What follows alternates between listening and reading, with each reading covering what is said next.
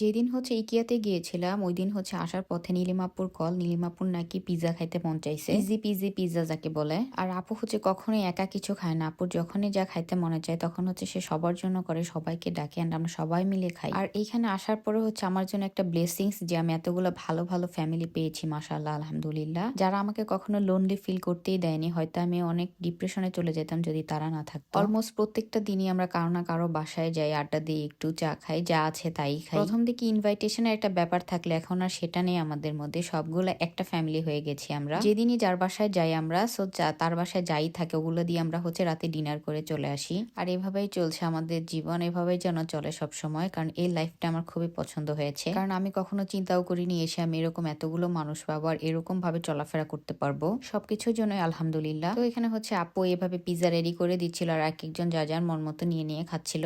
আর যেহেতু আমি একটা টাইমে অনেক বেশি পিজ্জা লাভার ছিলাম, বাট এখন আমার কেন জানি পিজ্জা একদমই পছন্দ হয় না, মানে খাইতে ইচ্ছা করে না। বাট আপু যদি বানায় তাহলে আমি খাই, এখান থেকে আমি একটা খেয়েছিলাম। তো তারপর আর ওই দিন কোনো ক্লিপ নেওয়া হয়নি। আর এই ভিডিওগুলো হচ্ছে আপুর বার্থডের দিন।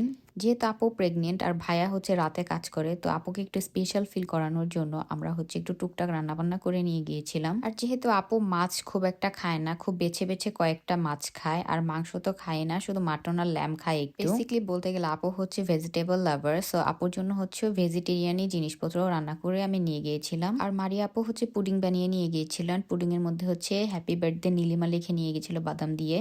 তারপর হচ্ছে আমি আর মেহেজা এখানে মজা করতেছিলাম দুইজনে মিলে। আর এই টাইমটা হচ্ছে আয়ানরা হচ্ছে দেশে ছিল, মানে বাংলাদেশে ছিল। আর পরের দিন সকালে হচ্ছে রিঙ্কি আপুদেরও ফ্লাইট ছিল বাংলাদেশে, সো আমি আর মারিয়া আপুই হচ্ছে করেছিলাম টুকটাক করে। নীলিমা আপুকে বলেছিলাম যে আপনার কিছুই করা লাগবে না, যা করে আমরা করবো। বাট তারপরে এই মহিলা কি কথা শুনবে, সেও একটু মাংস আর ডাল রান্না করেছিল। আর এখানে তো আমাদের ডুডুসি আছেই, একদম ননির পুতুল। সে খুবই আহ্লাদি, সে তাকে কিছু বললে সেভাবে ভ্যা ভ্যা করে কেঁদে দেয় আর চোখ দিয়ে এক সমুদ্র পানি পড়তে থাকে। আর তার কান্না এত সুন্দর লাগে আমার কাছে যে সে কান্না করলে আমি ভিডিও ক্লিপ নেই এন্ড সবাইকে বলি যে কান্না করান কান্না করান, ওকে কান্না করতে দেখতে আমার খুবই ভালো লাগে। তো খাওয়া দাওয়া করে হচ্ছে আমরা সবাই বসেছিলাম, আমরা রাত 12টা বাজা পর্যন্ত ওয়েট করতেছিলাম, কারণ রাত 12টা বাজলেই হচ্ছে আমরা কেক কাটবো। আর এইখানে হচ্ছে যেহেতু আমি কোথাও কিছু চিনি না এখন পর্যন্ত, কাছে পিঠে যা পেয়েছিলাম সেখান থেকে আমি একটা কেক নিয়েছিলাম আপুর জন্য। আর এই বানগুলো হচ্ছে মারিয়া আপু বানিয়ে নিয়ে গেছিল, ওনার বানগুলো অনেক পছন্দ। উনি চিকেন বানান ভেজিটেবল বান দুইটাই বানায়, বাট যেহেতু ওই দিন নীলিমা আপু স্পেশাল ছিল আর নীলিমা আপু চিকেন খায় না, সো ওই দিন হচ্ছে আমরা ভেজিটেবল বানিয়ে খেয়েছিলাম সবাই মিলে। আর এখানে হচ্ছে এই যে 12টা বেজে যায় এন্ড 12টা বাজে হচ্ছে আমরা কেক কাটা শুরু করে দেই। আর সুইডেনের কেক যেহেতু একদমই মজা না, কেউই খাইতে পারে না ঠিক মতো, শুধু টাকা নষ্ট হয়। আমার বার্থডে দিয়ে আমার এক্সপিরিয়েন্স হয়ে গেছে, সো আমি হচ্ছে কখনোই আর ওরকম কেক কারোর জন্য আনবো না, প্রয়োজনে বানিয়ে খাওয়াবো, বাট ওই ধরনের কেক আর টাকা দিয়ে কিনে খাবো না।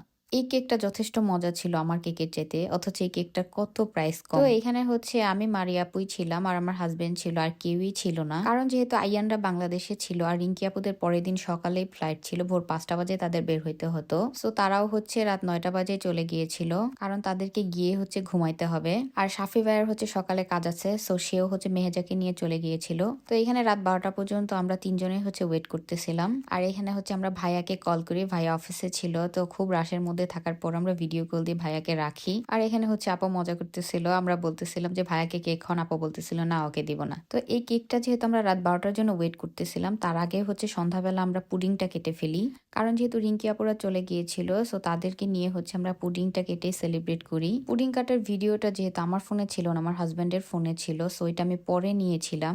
আর যেহেতু ব্লগ বানানোর সময় আমি হচ্ছে সিরিয়ালে ভিডিও অ্যাড করি, তো ওইটা হচ্ছে সিরিয়ালে পরে পরে গিয়েছে, কারণ যেহেতু এটা আমার ফোনে ছিল না আমি পরে নিয়েছিলাম, সো এটা সিরিয়ালে পরেই চলে এসেছিল। বাট যাই হোক, ডাজ নট ম্যাটার।